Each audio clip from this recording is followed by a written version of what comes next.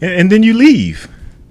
You Yeah, and left then Louisiana, and you ended up in, if I'm not, correct me if I'm New wrong, New Jersey. Jersey, right? New Jersey, yeah. Yeah, New Jersey. What took you to New Jersey? So that's part of like my that's a long life story, but basically in Louisiana, uh went down the wrong road and then got stuck. And then like my family was up in Jersey and they kind of threw me a lifeline and they're like they knew I wanted to finish school, but I was stuck doing other stuff. So they were like, hey, we want to help you through school. If you come up here and help out, with the family and stuff, then we'll help you out. And then I was like, all right. So I hopped on that and I've been in Jersey since. And I just finished with school last fall. So I've been, this was the year I was supposed to like find a job, like not a, like I have all these part-time gigs, but like this was the year I was supposed to find a job, but then COVID Oh, hit. So damn, that yeah. sucks. So, so you have, to me, you have a very unique style, and me being from Arizona, there's like a deep history in, that style. How does somebody from Louisiana, like, come in contact with that style and then adopt that style? So it was actually like I said, how Louisiana was like centralized in the South. That means we also traveled around the South a lot. And back in the early 2000s, a couple of the breakers that I knew and I rolled with, I was too young to travel, but they were all like college kids. I was still in middle school. Um, but they would go to B-Boy City and then, they would record the whole jam, and then that's how they developed their style, and then me practicing with them, I developed my style around that. And then yeah, like they went to the, like already Texas inherently has kind of a similar style, but more blow, I would say more blow up oriented and more there's the press style that Jen from Jive Turkeys got really big with. That was more so Texas.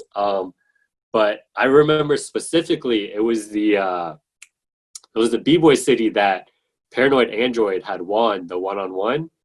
Uh, that was the one where like they came back with a whole new like perspective on the dance, and then that in turn gave me a whole new perspective on the dance. Wow. So that event and seeing Paranoid Android is what kind of, who's from Tucson?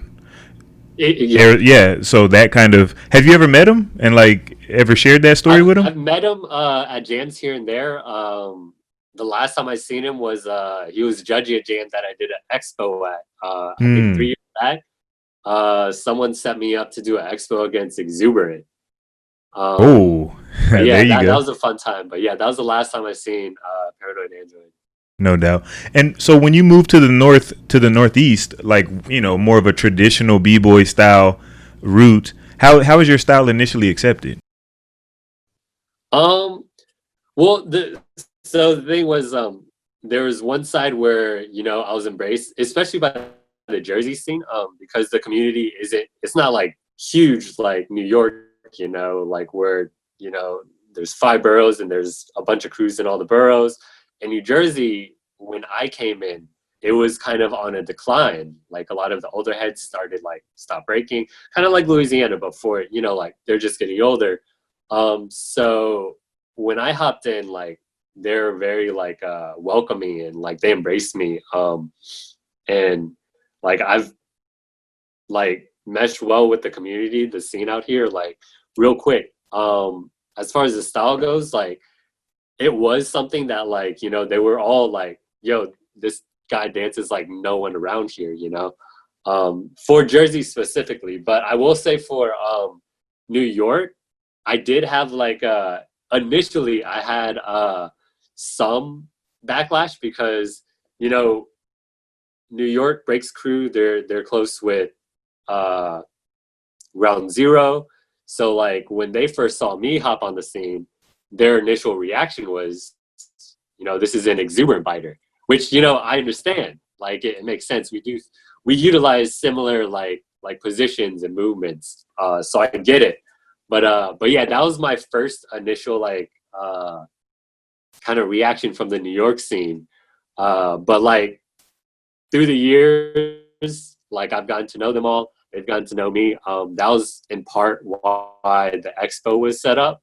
Me and Exuberant, just to show how like we can have similar like positions and moves that we utilize, but we look completely different as dancers. But yeah, like at this point, like the scene out here has kind of embraced me as who I am. But it definitely took some time initially. But for Jersey, it was quicker than I expected. No doubt. Who wins? Who won that exhibition? Who won?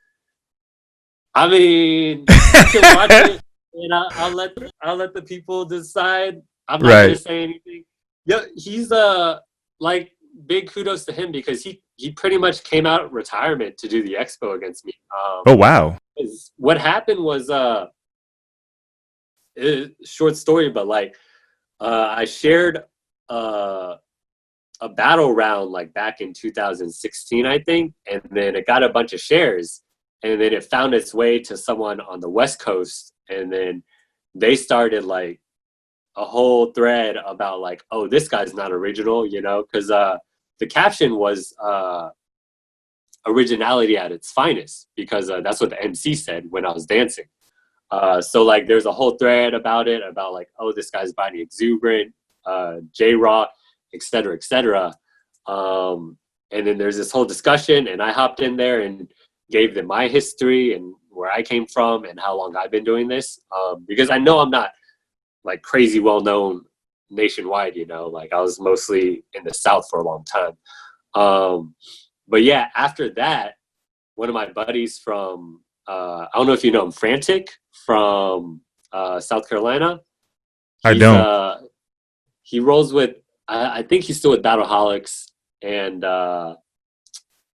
Dynamic Rockers. Okay, I know that name, Battleholics. Yeah. So he's in Battleholics and Dynamic Rockers, and he's been knowing me for a while because he used to go to Atlanta jams and stuff. So we've been knowing each other for a minute.